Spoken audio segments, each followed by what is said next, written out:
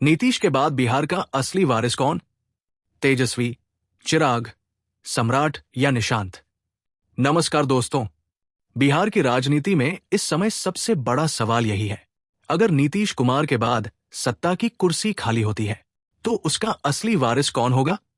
क्या बिहार की कमान जाएगी तेजस्वी यादव के हाथों में, या फिर चिराग पासवान बनेंगे नए राजनीतिक सितारे?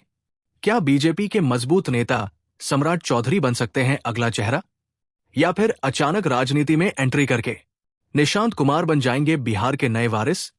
आज के इस वीडियो में हम जानेंगे बिहार की राजनीति का पूरा समीकरण, चारों नेताओं की ताकत और कमजोरी, और कौन बन सकता है नीतीश कुमार का असली राजनीतिक उत्तराधिकारी।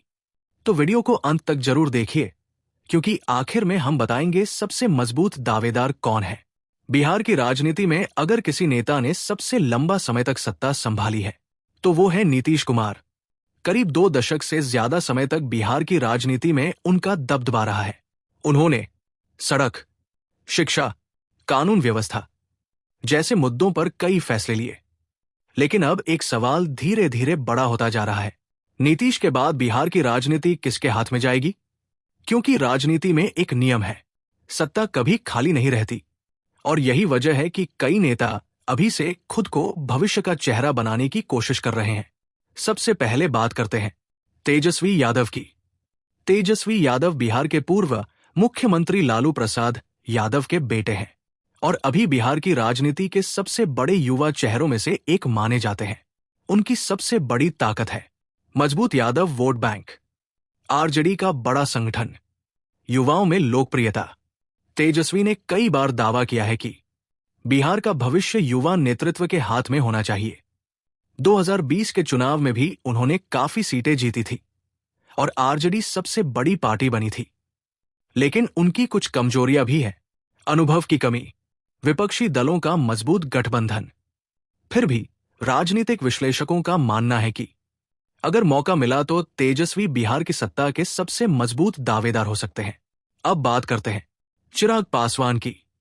चिराग पासवान दिवंगत नेता रामविलास पासवान के बेटे हैं और लोक जनशक्ति पार्टी के प्रमुख नेता हैं। उनकी राजनीति की सबसे बड़ी ताकत है पासवान समुदाय का समर्थन, युवाओं में अच्छी पहचान, राष्ट्रीय स्तर पर नेटवर्क। चिराग खुद को बिहारी फर्स्ट की राजनीति का चेहरा बताते हैं, लेकिन उनके सामने भी कई चुनौतियां हैं। पार्टी का सीमित संगठन, सीटों की कम संख्या। फिर भी अगर राजनीति का समीकरण बदलता है तो चिराग पासवान भी बड़ा सरप्राइज बन सकते हैं। अब बात करते हैं बीजेपी के मजबूत नेता सम्राट चौधरी की। सम्राट चौधरी को बीजेपी ने बिहार में एक बड़े ओबीसी चेहरे के रूप में आगे बढ़ाया है। उनकी खासियत है मजबूत संगठन, बीजेपी का समर्थन, आक्रामक राजनीति। सम्राट चौधरी लगातार बिहार में सक्रिय रहते हैं और नीतीश कुमार की राजनीति के सबसे बड़े आलोचकों में से एक माने जाते हैं।